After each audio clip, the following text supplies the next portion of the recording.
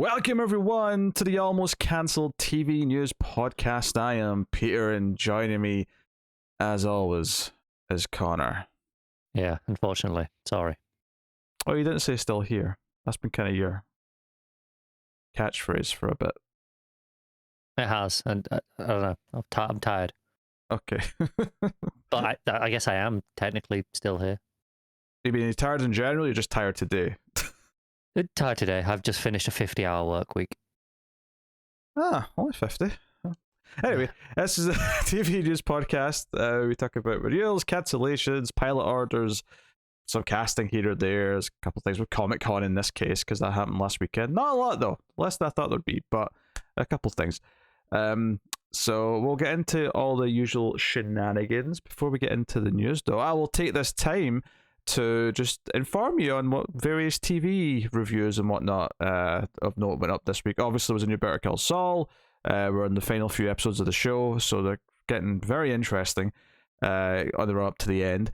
I did the first episode of Paper Girls, which launched the last couple of days. I started reviewing Yellow Jackets. I've been doing that in batches because I'm sort of, I'm going back and doing that. That's from like 6 months ago, that show. But first video was up, which is the first 3 episodes. The next one's already in the can, and that'll probably be up on Tuesday again. So look out for that. And as per usual, there was a Deep Space Nine Star Trek episode. There was a Twilight Zone, and I think that was everything. Yeah, can't think of anything else. So, So that's what's there. So. And I don't know exactly what pilots I'm doing next week yet, because the vote for the patrons at the $10 tier to sort of prioritize the pilots is still technically going on. By the time you get this episode, there'll be mere hours left to vote on that. So if you want to go squeeze your vote in, if you're a patron, please go do so, and have a say in what pilots get done. Okay. So I know what I'm hoping for. We all know what you're hoping for. Yes. But yes, we'll get into the news of the week. Started off with renewals and cancellations, as we always do. We have a renewal, season 2 of Moonhaven at EMC Plus, which I wasn't super into the pilot of this. Yeah, I watched the first one. There was some reasonable enough ideas, but the tone of it was a little bit all over the place, and it had some of the worst CG I've seen in a TV show, which really stuck out to me. So wow, that is pretty damning. Relative to what it was doing, there's like a shot where it's sort of like, the idea is that Earth is all polluted and like stuff, and so there's a shot where it comes under the clouds and you see like the the future city where it's all smoggy and there's like a monorail and stuff, and it's all CG, and it's like, you had to do better than this. It looks, video games look better than this. I can't even say it looks like a video game as an insult, because no, video games look better than this now. So, yes. That's a shame. But yeah, so that's been renewed though. So clearly, that's something that AMC are happy enough with. But yeah, it only had 6 episodes. Finally enough, it's getting a second 6-episode season, so they're doing kind of short runs of it. So. Well, it's not so that they can give it more budget per episode, apparently. Apparently not. So that's Moonhaven renewed for season 2. Something that is definitely off our radar, but I saw it, so I thought I'll throw it in. iCarly has been renewed for season 3 by Paramount Plus, which I think I suspect I have more knowledge about this than you somehow. Probably, but I think this is like a reboot of iCarly that's now in season 3. I think this is an older show that came back. It is, yeah. Yes, okay. And I'm pretty sure I'm completely blanking on the lead actress, but there's the meme of her sipping on the drink. That once in the younger show, and then again now in the reboot, they kind of like recreate the same shot, and it's like this. It's used as a meme format quite a bit. I don't recognize her from the photo here, but maybe I have seen the meme. Quite possibly. I'm sure that's from that show. Possibly I've seen the meme. And then cancellations wise, The Wilds has been cancelled by Amazon Prime after 2 seasons. It's a young adult I know what that is. Yeah, it's a young adult survival drama, and I really would be hard pressed to tell you what it was, to be honest. So, Well, Amazon are just terrible at marketing anything. Oh, they are. Like I mentioned this with the one exception being Lord of the Rings, which they've been marketing for over a year at this point, and it's still not even out yet. No, I was saying this just yesterday when I was doing the Paper Girls pilot. Like, I feel like I've seen no advertising for it, and it's kind of weird. The Boys, I would say, does get a marketing push now, but I don't think it did during season 1. It kind of like clawed its way to some like prominence, and then season 2 and 3 got marketed. Yeah, no, that's fair. Like 3, which is definitely marketed to the extent that, you know, out and about in public, I see, like, you know, on the sides of buses, for example, like those sorts of posters. So yeah, that's got a reasonable marketing department now, but most of their stuff does not. No. So yeah, so I didn't really know what the Wilds was, but it's been cancelled. So, commiserations. Premiere dates, we have Rick and Morty season 6. It's coming on the 4th of September. So that's on its way. I assume there's the other Rick and Morty related news later. I have no idea what you're talking about. I think there was like a spin-off thing. News to me. I'll pull it up. News to me. But then again, I did this news like 2 days ago because we had to push the recording, so I don't really remember anything else this year either. So, but I do not recall any Rick and Morty news other than the premiere date for season 6. Next up, Netflix have got a premiere date for their Thai Cave Rescue drama series, which is simply called Thai Cave Rescue. That is coming on the 22nd of September. So, if you fancied a story about the Wild Boar soccer team's afternoon in the cave that turned into a, international incident. Well, it wasn't an international incident, but it was internationally observed. Yes, that's probably a better way of putting it. Yes. So there you go. You got that. So what's this Rick and Morty news before I go into all the stuff? So it was the spin-off that they announced apparently months ago called Vindicators 2, which is a spin-off of the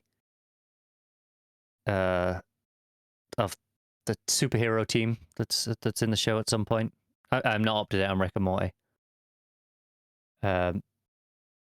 But they've changed what it is. It's just going to be a series of short episodes, like 2 to 3 minutes long. But they're releasing them all soon, if not immediately. They just dropped. I think they just dropped like 10 episodes. They just dropped it all on YouTube in the end, which I think they're probably disappointing news for some people who were expecting, because they did announce it as this spin-off show, and then it became just this, and they just I think it was at Comic-Con that they just went, "Hey, it's all there now." See, I don't feel bad about missing this now because it's barely qualifying as TV news at this point. Do you know what? I will admit that, but the way the headlines all phrased it when the news dropped was, "Hey, spin-off show, surprise dropped, out now," which is why I was surprised that you didn't know what I was talking about. Oh, I feel vindicated. It turns out there was some misleading headlines, a week or so ago that. Then that's fine. You feel vindicated. I feel vindicated. Yeah, very good. Keep your trap shut in the future. Yeah, maybe trust the process. Well, all I'm saying is there was Rick and Morty spin-offs that dropped. That sounded like it should have been news. Shorts on YouTube is not a spin-off. Well, it was announced as a spin-off show. That is not my fault that they changed it. Yes. You look like a fool now. That's just. I do a little bit. Can we edit this out? No, definitely not. If I edit it, I'm going to put it on a loop of 5 times so that people can really hear it and really savor it. On some other stuff. They announced at Comic-Con that Star Trek Strange New Worlds and Star Trek Lower Decks is going to do a crossover episode, which is going to have hope they just throw the animated characters in the live-action show. Well, interesting you say that. It says the episode will occur during Star Trek Strange New Worlds' upcoming 2nd season, so it's a Strange New Worlds episode. And Anson Mount revealed the news that some of the stars from Lower Decks showed up, including Jack Quaid from The Boys, because he's on that show. He's the voice of the lead character. And a special episode featuring both live action and animation. We'll see Ensign Beckett Mariner, voiced by Tawny Newman, and Ensign Brad Baumler, voiced by Jack Quaid, from Lower Decks join the USS Enterprise in season 2 of Strange New Worlds. So I don't know how they're going to pull it off, especially since Lower Decks, I'm fairly certain, set much later in the timeline. If we're going with the continuity. Star Trek has never played with time travel before. Never. Yeah, I mean, famously. I know time travel, but like, and are they going to address that they're animated, or are they going to just not acknowledge it? I kind of hope it's the latter. Just like, yeah, this is just two ensigns. It's fine. Don't worry about it. But here's the question that I have though. Like, it says a mix of animation and live action. Does that mean that we see them in animation, but when they come to the Enterprise, they turn into live action? So we get like Jack Quaid and the other actress. It could be, but mix of animation and live action could literally just be. It could be Roger Rabbit. You could have just those two in a live action episode. My guess would be that it's not that, and it's they become live action when they come to. We'll get some animated clips of them before they leave their own show, but then. If it is that, I hope that they're aware that they should be animated, and they're looking at themselves, being like, "What the hell is going on with these gangly limbs?" Yeah, it's not the two shows I expected to cross over, I suppose. But then again, all the shows right now, as much as there's a few Star Trek shows all kind of ongoing, they're all at very different parts of the timeline, so you have to pretty much use time travel no matter which one you're doing stuff with, crossover wise. Because Discovery's, thousands of years in the future compared to the other shows. Picard's like post Next Gen. Strange New Worlds is pre the original series. Like, so you're kind of all over the place. Lower Decks and Picard are probably in a similar. They're probably much closer. Yeah, they could be at the same time. Without having seen beyond episode 1 of Lower Decks, they could be at the same time. Yeah, just from my vague awareness, they kind of seem in a roughly the same sort of time period. Yeah, but hey, we'll see. Well, I thought it was notable. A, that there's going to be a crossover at all, and B, that it's going to be the animated show that's crossing over with Strange New Worlds. Yeah. So, that's cool. And, Strange New Worlds did have a couple of fun episodes. It wasn't scared of doing a lighthearted episode, and, I suspect that the episode crossing over with with Lower Decks is going to be a more lighthearted episode. Again, I hope it's not. I hope that they are just two animated characters in this live action world, and it's the most serious episode the show's had yet, and you've just got to go along with it. We shall see. Big bit of casting for Orphan Black Echoes, the spin-off that's coming from AMC and AMC Plus. Kristen Ritter has been cast in the show. It's a 10-episode series, and yeah. So Orphan Black Echoes takes place in the near future and explores the scientific manipulation of human existence. It follows a group of women, one of them played by Ritter, as they weave their way into each other's lives and embark on a thrilling journey unraveling the mystery of their identity and uncovering a wrenching storyline of love and betrayal. Ritter's Lucy is a woman with a manageable origin story trying to find her place in the world. I mean, that's a very vague description. Her name's Lucy. That is like really all I got from that. But yeah. Kristen Ritter's good. Yeah. This is like AMC saying, we didn't use you enough in Breaking Bad. We're sorry. Can you come back and we'll give you a show where you're one of the main stars? What's interesting about that, though? What's interesting about this, actually, I've just clocked this, is the original show was Tatiana Maslany playing like 5 roles because they were all clones of each other. Yeah. The fact that she's just been cast as one of them and not the rest of the characters tells you it's different. At least if it, they're keeping it under wraps if it's not different. Sure, yeah, they're being secretive about it if it's not. But that to me at least suggests that even if they are all sisters, perhaps, that they're not going to be identical clones or something like that. Yeah, it definitely seems like they're trying to, obviously as much as it's set in the same world, I assume, and is obviously related to. Yeah, I assume main show. They're still related via some sort of sciencey experiment or something, but. Yeah, but they clearly want it to feel separate to some extent, right? Yeah. And not feel like it's just, a remake, so to speak. So, curious. But the casting was big enough that I thought it was worth mentioning it. And then another tidbit here for a show that's coming up very soon, because it's starting in September, and that's the Quantum Leap show. A little bit of turmoil behind the scenes with this one right now. Yeah. Bit of a shake-up. So, Martin Giro, who served as executive producer on the project since the development stage, has stepped in as the new showrunner. Dean Georges has also joined the series as executive producer in the reboot of the show. Giro's taken over showrunning duties for Stephen Lillian and Brian Winbrandt, who wrote the pilot and will remain as executive producers. So they're swapping the showrunners around for whatever the reason may be. It does say that the new showrunners are both experienced showrunners with multiple series under their belts. So I wonder if this is a case of, oh, maybe the new guys were.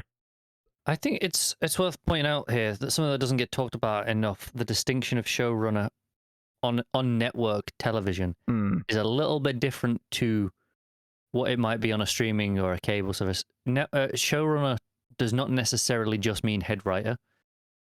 Obviously, that tends to be a large part of it, but it isn't just that. There's a lot of management on set production stuff as well that's involved in the role of showrunner on network shows that tends to be pushed more towards production side of things in the streaming world. So I wonder if maybe this is less about experience in the writing department and more in the production management side of things. Yeah. Interesting bit here. So you remember this had a pilot, and then they were going to, they weren't happy with it. They were going to redo it. It turns out there's a slight, I won't say correction per se, but there's a clarification as to exactly what. So it's not so much that they were going to reshoot the pilot per se, but they weren't happy with it as the pilot. It seems like it'll actually still air, but not as the first episode. What was originally the pilot, it will now be episode 3. Although that said, they did recast the role, so I assume that they reshot some of it with the recast role. But apparently this change has now happened after they've shot 2 episodes after the pilot. So they've done 3 including the pilot, but they've went back, they've shot 2 episodes as part of the regular schedule. And so presumably with those 2 episodes, and obviously they'll have done a few little pickup reshoots with a recasting and probably just a few extra bits while they're there just to make it work better. That's not inherently awful. No. I mean, like, I said some turmoil because it's just a lot of changes to happen after 3 episodes. You know, it's a lot of things being shifted around. But, it's very much the world of network TV, isn't it? This. Yeah, it's one that's kind of on the radar, and it seemed like a big enough kind of shake up that it was worth pointing out. Yeah. So I've kind of grouped, we're not quite the dramas yet, but this kind of includes dramas because I thought it'd be neater just to include the Marvel stuff together from Comic-Con rather than divvy it up in between different here we go then. things. There's only 3 things that I've put here. I didn't, because the thing is, they went out, Feige went up on stage and he's like, Phase 4's done, and I was like, oh, okay, that was a thing. And then he's like, let's talk about Phase 5. And to be honest, like, Phase 5, it came up and it had, like, 6, 7, 8 movies, however many it was. It had like 2 Avengers movies, I believe. No. That was Phase 6. Was that 6? Oh, okay. Yeah, you're way jumping I'm mixing ahead. up my phases. All right, so it had however many movies it was, and it had like maybe 5 or 6 Disney Plus shows maybe mixed in. And obviously, it's a TV podcast, so we're mainly focusing on that. But to be honest, like, and this goes for the movies as well, but even for the TV shows, almost all of them were known. This was just like here's the date they're coming, and they're part of Phase 5. We knew about Ironheart, we knew about Secret Wars, we knew about, all these things we knew about. This was not a surprise. The only new thing, TV-wise, in that Phase 5 list, and this was kind of rumoured, we talked about this maybe coming, but now we have a title, we have some more details, and that is Daredevil Born Again, which is officially, bringing the 2 leads back for the show from the Netflix series, and it's going to be 18 episodes, which is particularly notable for Disney Plus because they've all been 6 each up until, which makes me think it's actually just kind of 3 seasons by their standards, that they're just sort of ordering as one big batch and going to split up. That's my guess right now. Maybe. Depends. They could be shorter episodes. They could. That'd be a bit weird. It would be, but maybe it's just, I don't know, because correct me if I'm wrong. Again, I'm going from memory here from last week. Mm-hmm. This isn't due till like 2024. Yes. So maybe they are just shooting it all and kind of just, like I say, but they're going to release it all in one go still. They've said it's 18 episodes and they're just going to have like 4 odd months worth of content out of it. Yeah, maybe. So it is. Having watched a number of these Marvel Disney Plus shows, the thought of an 18 episode one is actually kind of scary because I don't think they do a good job writing them as a TV format. And because 18 episodes by regular TV standards, well, it's not as common anymore. Network still does it, and there's been many a good network show in the past that can handle 22 episodes. But we'll see. Obviously, people are excited. People loved that version of Daredevil for all the flack that the Netflix Marvel shows ultimately got for various quite valid reasons. Daredevil was the one that kind of was loved. Even season 3, which came at a time when everyone knew it was already kind of dead. Season 3 did get a reasonable bit of hype. I never watched season 3. Season 2 kind of put me off, but season 3 did get a lot of hype from people that were still fans. So yeah, so it's a big deal. It's a big deal for them to bring this back and admit that there was things that were done under that banner that they still want to include and say this is part of our canon. This is something we want to promote and sort of include. And we kind of knew that they were open to it at this point because we had Kingpin in one show and we had Matt showed up on the Spider-Man movie and a cameo. So I think we might have talked about it last week because it was one of the earliest Comic-Con things. Was the Spider-Man animated show that's going to have Daredevil in it as well, as Matt Murdock and as probably the neatest thing to spin into the next story then is there was a new trailer for She-Hulk, which I would not have brought up really because there's already been a trailer. But the notable thing about it is that at the end there's a tease for Daredevil, but in She-Hulk. Yes. Seemingly with the yellow and red outfit. So wherever they get to that, we don't know. I mean, Feige was saying when he was doing press and stuff over Comic-Con weekend that he kind of sees Spider-Man and Daredevil as leading up the street level heroes, which is right. Like that sounds perfect for like what the characters are in the comics. So I can't really fault that thought process. So yeah, you just hope it doesn't overshadow the rest of the show, right? You mean She-Hulk? Yeah. Oh, sure. Yeah. If it's just a cameo, but she is a lawyer, so it does kind of make sense that she'd cross paths with Murdoch, so that makes some sense. So yeah, that's coming very soon. That's their August show. It's coming August 17th. So I think obviously you mentioned there's a lot of shows coming, and we said Daredevil's not till like 2024. They've kind of got enough scheduled that they can have a show pretty much weekly. I think point. It's funny you say it's not until 2024, but like when you look at the slate, it's like they've got so much in that list of content that Phase 5 is only about 2 years long. It's not a long time because Phase 6 starts at the end of 2024. Like November 2024 is Fantastic Four, and that's the start of Phase 6, is what they're saying. So, yeah. And Phase 4 is only, Phase 5 is only starting at the start of next year, basically, because they said I think Wakanda Forever is the end of Phase 4. So, and I think that's the end of this year. Yeah, and I think Ant-Man's the start of the next one, right? Yeah, Quantumania, I think they said, next year. So yeah, like Phase 5 is going to take place in its entirety over about 20 months, basically, if you actually look at the time all these things are going to come out in. And it's a lot of stuff for that scope of time. It is. and I know, like, with these TV shows, they're filming them pretty far in advance at this point, because Secret Wars, obviously, I think they gave some release windows for a lot of these shows, which we've kind of brushed over. Not even just really. I mean, I'll tell you what they are in a sec. I'll get the image up if you want to make a point. Yeah, Secret Wars was filming by me last year, like I think. Like, start of this year. That was filming by me in January. All right. So yeah, I'll give you. So I mean, Phase 5 all has dates. Like it's not even just vague windows. Like I meant for the TV stuff. But even for the. Oh, okay. I thought they just had like summer and stuff for that for the TV shows. Oh wait, no, sorry. This article doesn't even have the TV shows included. Well, you're useless article. How dare you, Deadline? How dare you?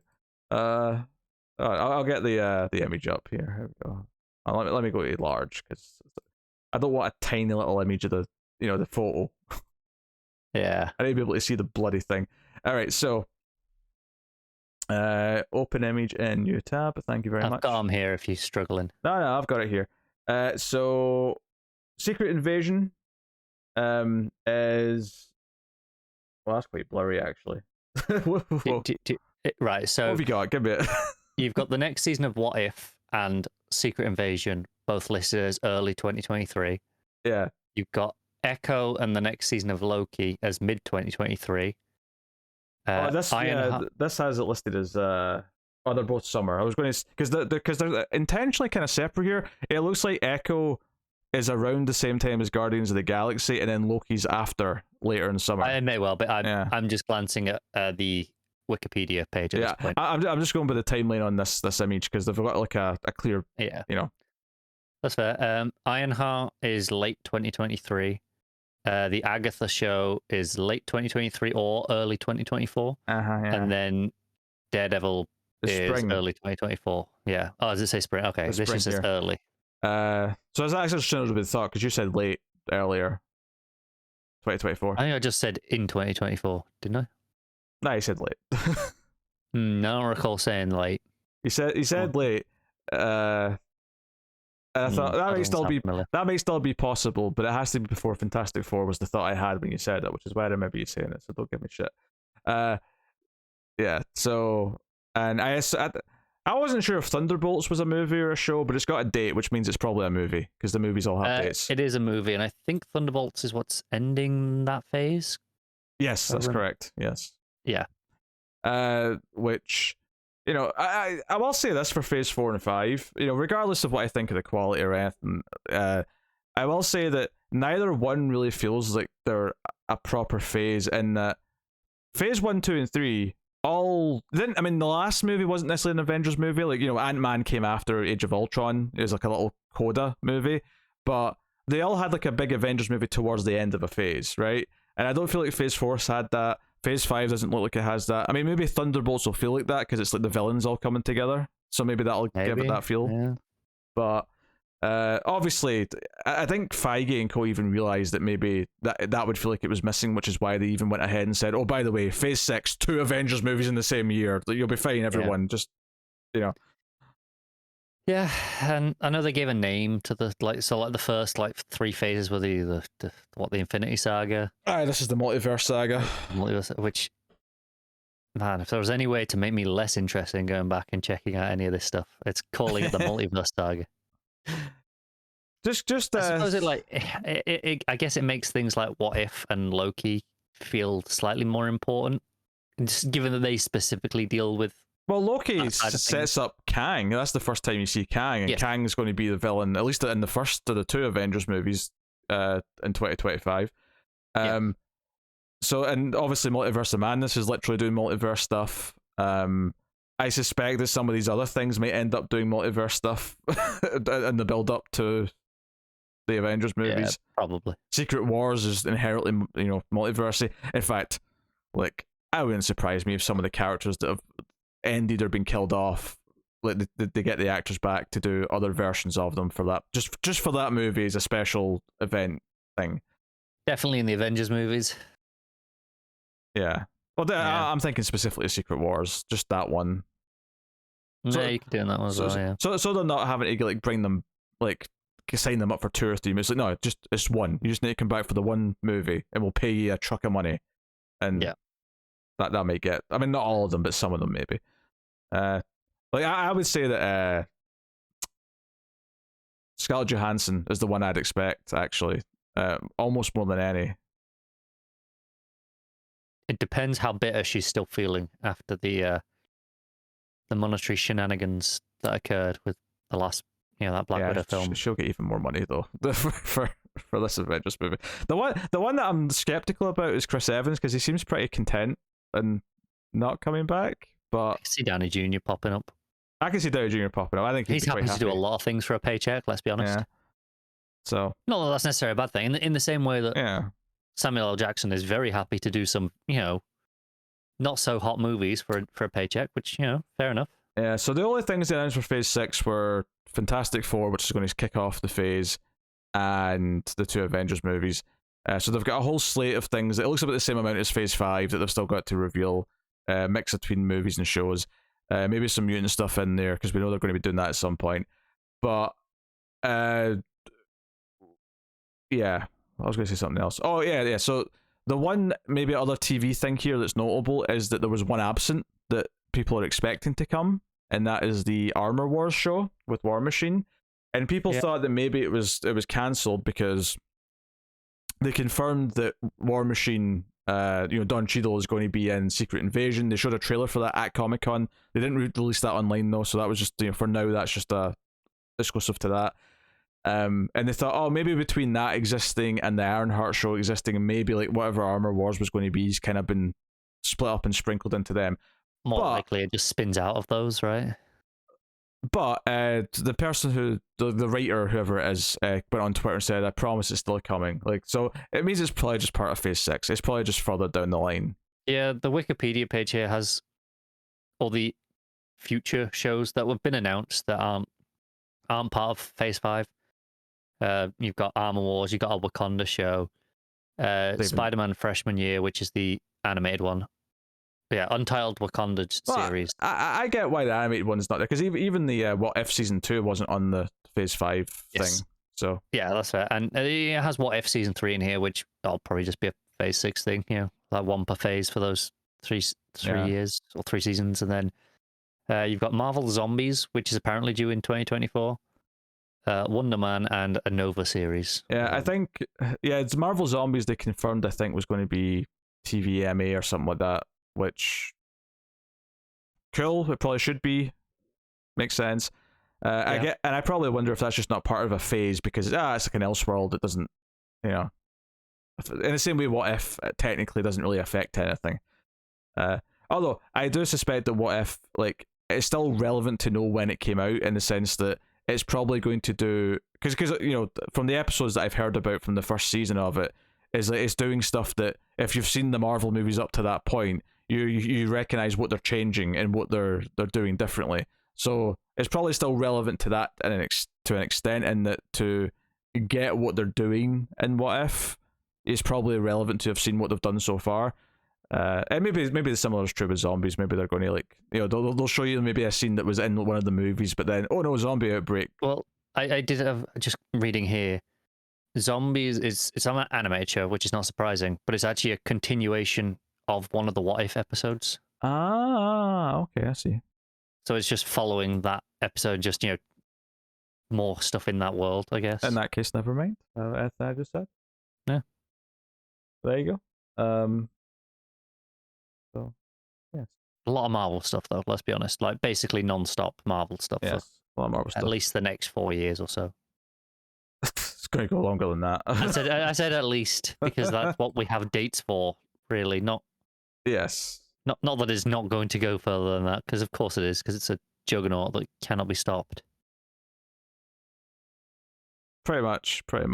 It's just a little bit exhausting to me. I saw the list of things and I'm like, yeah, that's a lot of things. Yeah. I got to the point because, again, I didn't go looking for any of this stuff. It just, the stuff shows up on your Twitter feed. There's no kind of getting around it at this point.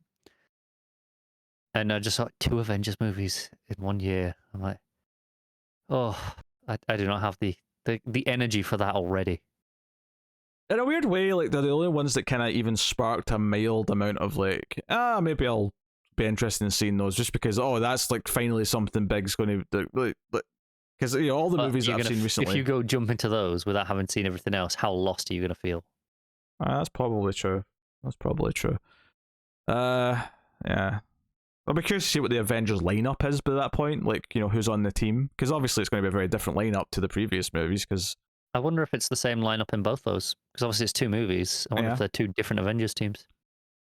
With Secret Wars being, like, pure multiversal shenanigans, I mean, so the Kang one might be as well, admittedly, but I could see, like, Secret Wars having a lot of guest stars just for that movie, whereas the Kang one, it's like, no, this is, like, what the new Avengers team is supposed to be, kind of thing. Yeah. So, I expect Thor, Captain Marvel, Spider-Man, probably. Probably, yeah. Whoever the new Black Panther is. I don't know if the younger heroes will be there, if they're going to save that for, like, a Young Avengers thing. Feels like a Young Avengers movie, but honestly, the biggest surprise of this is they didn't announce a Young Avengers movie. Must be one of those Phase 6 things that they've not announced.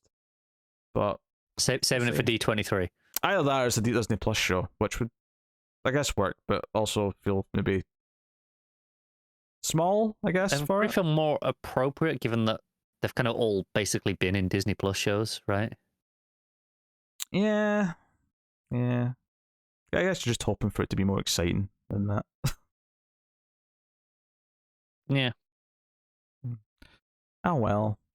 That's that stuff then. So I had the dramas for the week.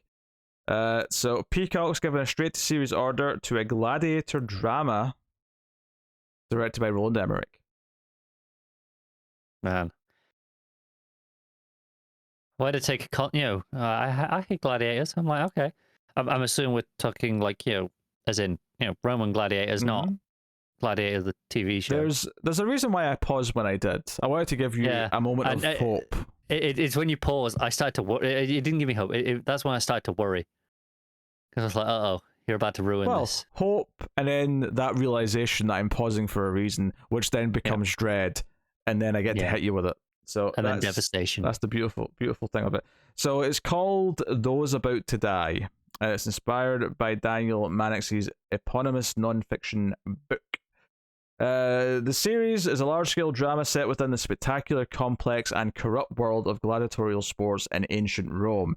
It introduces an ensemble of diverse characters across the many layers of Roman society where sports, politics, and business intersect and collide. You're so lucky. Like, they said everything but personal and family. Yeah, I know. Everything but.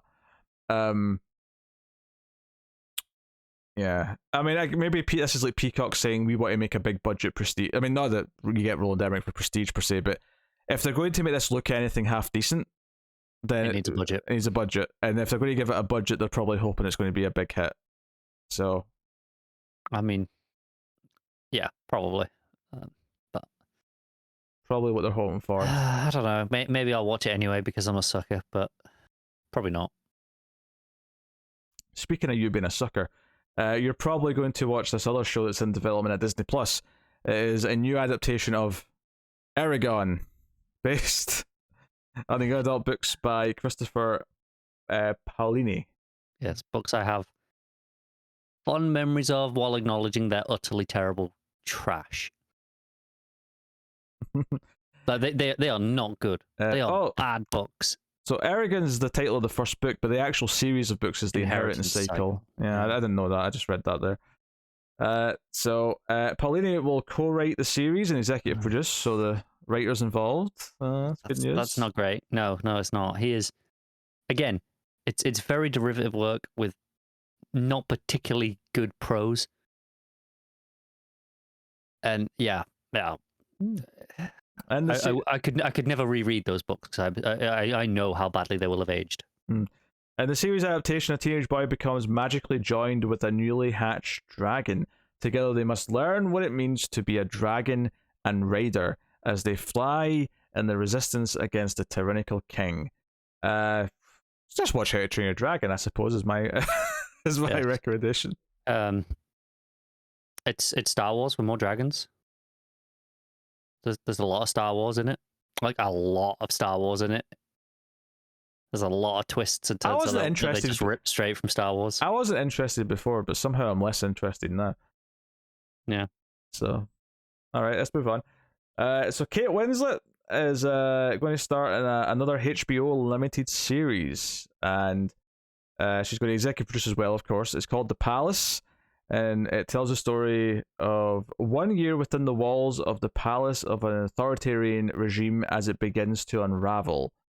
It's been ordered to series by the Warner Brothers Discovery Network. So, yeah. I actually quite like that premise. I have a weird feeling that it's going to be just really dry, and I'm going to end up not enjoying it. But I like the premise. Possibly. Yeah. So we knew she was in line for another limited series recently on HBO as well, because I remember talking about how she had a big hit with Mayor of Easttown, and then there's something else in the works. So this is the third thing that she's potentially doing that is maybe now further ahead in that previous like show that was maybe going to happen. But good for her. She's good. Yeah, and it's it's probably going to be something they're wanting to be prestigious and awards bait and all the rest of it, and maybe they'll succeed. So cool. Yeah, they usually get some recognition for them. Next up, HBO once again is developing My Dentist's Murder Trial. That's a good title. It's striking. Yeah. It's a limited series, and it's going to star and executive produced by David Harbour, who you'll probably know from Stranger Things, plays Hopper. Or if you follow the UK tabloids, Lily Allen's husband, which he is, but like it was weird that's what they were, putting out as and not as an actor that people know it is all right. I really don't care about this. Yeah. I barely know who Lily Allen is. I think she did a song like 20 years ago. She did lots of songs. But they're Some all very good ones, actually. A long time ago, though. Right? She's not been relevant in a long time. Probably not, but I have a bunch of her songs in which sounds cruel to say. I don't mean that in a harsh way. I just mean like I've not heard about her doing stuff for. All right, I don't know when her last release was. I feel like I was still in high school when she was a known artist. Oh yeah, definitely. It was like mid to late 2000s. Was a lot of like her major hits. Yeah, okay. Anyway, the other person that's in this, before you went on a tangent about Lily Allen's marriage life, so it's David Harbour and Pedro Pascal who is going to be in this. Pedro Pascal, of course, is going to be Joel in The Last of Us coming up soon at HBO, so hopefully he's got a good working relationship with them. He's never done anything else of note ever, so... Look, I know the one that you're actually avoiding, which is fair enough, but the relevant thing to mention with the HBO relationship is obviously Game of Thrones. He had I didn't know he was in that. He had a relatively reasonable sized role in that. Okay, fine. Seasons. I'll say it. Wonder Woman 84, the hit film. Okay. Yeah. AKA right. Wishmaster 5. It is Wishmaster. It's Wishmaster. It's like Wishmaster 5 and Batman Forever 2. Like like got nasty together. I acknowledge it's a terrible, terrible, terrible, awful movie, but I kind of love it. I was baffled. It's so bad. So bad, but it's fun. I would watch it again. So written by Steve Conrad, who's worked on Patriot, Perpetual Grace, and LTD. I don't know what any of those are. Who is set to direct the pilot episode. My Dentist Murder Trial is inspired by James Lasden's 2017 New Yorker article, My Dentist Murder Trial, Adultery, False Identities, and Lethal Sedation.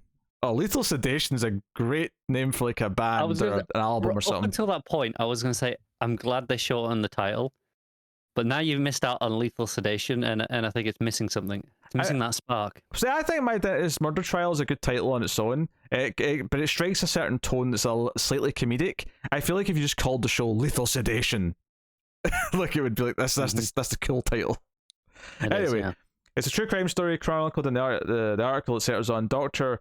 Gilberto Nunez, who in 2015 was indicted for killing his friend Thomas Coleman by getting him to ingest a substance that caused his death. There were also 2 forgery counts, including Nunez posing as a CIA agent. It's okay. That's a bit out of left field, that one. Nunez, who had an affair with Coleman's wife Linda, stood trial in 2018 where he was found not guilty of murder but guilty of fraud charges, which led to a prison sentence. So he convinced his friend to breathe in a gas which killed him, which might have been intentional, and the fact that he was having an affair with his wife maybe suggested it was intentional because maybe he was trying to get him out the way. But we are not at all implying that, because that would be slanderous, libelous. Which one's which? Because he was declared not guilty, so we are not implying that it was intentional. I mean, I can say I believe it was intentional and just make it clear it's my opinion. That's fair. Honestly, the title of this show, given that he was, which for the record, I don't feel strongly about it. I don't really know. I'm just saying that I could. Like you could believe it. Yes. This seems inviting legal challenges, right? Yeah, I mean, maybe it's just like the tact of like presenting the evidence, being slightly comedic about it, and it lets the audience, make their own minds up. The content may very well, but just putting the title out there into the world like that sounds like it comes with a viewpoint already, right? Well, it was a murder trial. Him being guilty or not is irrelevant to the fact that it was a murder trial. It was his murder trial. It was. Yeah. It's not like it's called My Dentist's a Murderer, his story. And then it's like, oh, he was found not guilty. Yeah, that's possible. It's true. Still a murder trial. Yeah. So it is. Okay, which one do you think's the dentist? David Harbour or Pedro Pascal? And I know the answer for the record. I'm just saying what do you given think? that the dentist's name was Nunez, right? And the other was Coleman, I'm going to guess Pascal's the dentist. Nah, you're right. You've sussed it out with a bit of deduction. Yes. Pascal's playing Nunez, and they're not saying who Harbour's going to play. But well, maybe he's not the I won't say murdered victim, but the deceased. Well, the article theorizes that they suspect he's either playing him or the article's author, who's going to be like a character in the show, like investigating or whatever. So, so it could be either of those things probably, but yeah. So there you go. That's that's My Dentist Murder Trial. Yep. HBO. So, why not? Which takes us to our last story of the week. This is an adaptation of Kirk Wallace Johnson's best-selling book, The Feather Thief: Beauty, Obsession, and the Natural History Heist of the Century. That's a mouthful of a title. It's in the works for TV. Jenna Bush Hager and Universal International Studios division are teaming up to develop it, so there's no like destination for it yet, no network or anything like that. But it's a true crime non-fiction book, and it's optioned in a highly competitive situation, Deadline are saying. So, very good. Well, true crime is hot right now. Johnson's going to pen the series adaptation. Per the synopsis, The Feather Thief, which might be the title of the show, if they're just going to shorten it. That's a common thing. Just take away the colon and everything after it. And that's a perfectly good title. Yeah, it sounds distinct enough. He's like, you're not going to confuse that with anything else. So The Feather Thief is a gripping story of a bizarre and shocking crime and one man's relentless pursuit of justice. One summer evening in 2009, 20-year-old musical prodigy Edwin Rist broke into the British National History Museum, home to one of the largest ornithological collections in the world. Once inside, Rist grabbed as many rare bird specimens as he was able to carry before escaping into the darkness. I love this description. This is Kirk Wallace Johnson was waist deep in a river in New Mexico when his fly fishing guide first told him about the heist. But what would possess a person to steal dead birds? And had Rist paid for his crime? In search of answers, Johnson embarked upon a worldwide investigation, leading him to the fiercely secretive underground community obsessed with the Victorian art of salmon fly tying. What? What's going on? Why is every true crime story this? Do you know what? You know what was the AI that write headlines and synopses? Yes. They could write one for like a true crime story, and I would believe it. They're always just wild and just go off in crazy tangents. I got really confused for a second when it just cut to the other guy. He's like, he was in New Mexico. I'm like, what's this guy got to do it in? But he's the guy that's investigating this. He went off to investigate this heist because he was fascinated by it. And it's a community, a secret underground community obsessed with the Victorian art of salmon fly tying. What the hell is salmon fly tying? I was going to say a form of fishing, but it's all bird related. I don't know what it is. Fly tying. When I'm googling it, it's putting like, from what I can tell, like bird feathers and things on the hook for your fishing. I mean, that's the thing. It does. I said fly tying, and this is all about birds, but it does say salmon fly tying, and salmon is definitely a fish. So, yeah. Is that why they want the bird, all these exotic bird feathers? Because they want to use them to catch the big fish? I guess. So they can announce proudly to the guy in Birdemic that they caught the big fish? $1 million? Is that what we have resorted to now? Birdemic references. I'm always happy to whip out a Birdemic reference. Yeah, I bet you are. In fact, I know you are. I mean, it's just not, this isn't the first time. I mean, if you'd rather I reference something a bit more popular, say a hit television show, I would not. No, let's do a Birdemic. Delighted to pivot. You have no references. Not for this story, I don't. There was no birds kidnapping or anything Finally, of that sort. you've been stumped. Fly tying. I can't even think of a scene in Buffy where there was fishing. Finally, you've been stumped by a show. You can't force a reference in. There was an episode where the swim team turned into giant fish monsters. Can I somehow connect to that? No. You can't. Can't be done. So nothing actually broke any of the drinking rules this week, but there was a couple of wacky synopsis there on their own rights. Every true crime synopsis is wild. Because they picked the weird ones to adapt. Yeah. The ones that sound normal are not worth doing anymore. They need the weird ones. Yeah. And I have no interest in any true crime stuff that, like, the genre as a whole just bores me. But I love just hearing the synopsis. Well, this is the podcast for you then. That's it. Like, I don't ever want to see the show. I don't want to hear more about this story. I just want that wild thing of, like, what the hell is that in my head? Because any more details and it will be ruined. And I just... This will live as that perfect little specimen now in my memory. Mm. Oh well. There you go. That's the news. Congratulations, we made it through. Yeah, this is late. Yeah, if you're on Patreon, this one wasn't early this week. We couldn't record till Saturday night.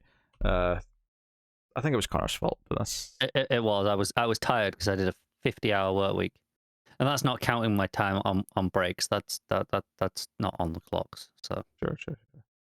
Yeah, okay. Well, there you go. That's the news.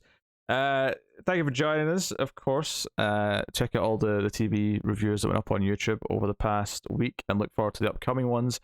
We of course would encourage you to go over to patreon.com/MailFuzzTV and support us over there if you can and want to, and keep all the content coming. You can also support us with a one-time donation with the super thanks button on YouTube. And otherwise, help support the show by spreading us around, share us on Twitter, share us with your TV-loving podcast friends, I don't know, whoever they may be, and do all those things. I will take this time to thank our Patreon producers for the month, one of the higher tiers. So thank you to Tyler Hess, Cindy Palacios, David Sharp, Borden Now, Christopher Moy, David Brown, Al Treisman, and Alison M. Fordyce. Thank you to all of you for being producers. And yeah, that about does it though. That's the show. So thank you for watching. We always appreciate it. Keep watching TV. Have you got any vanilla?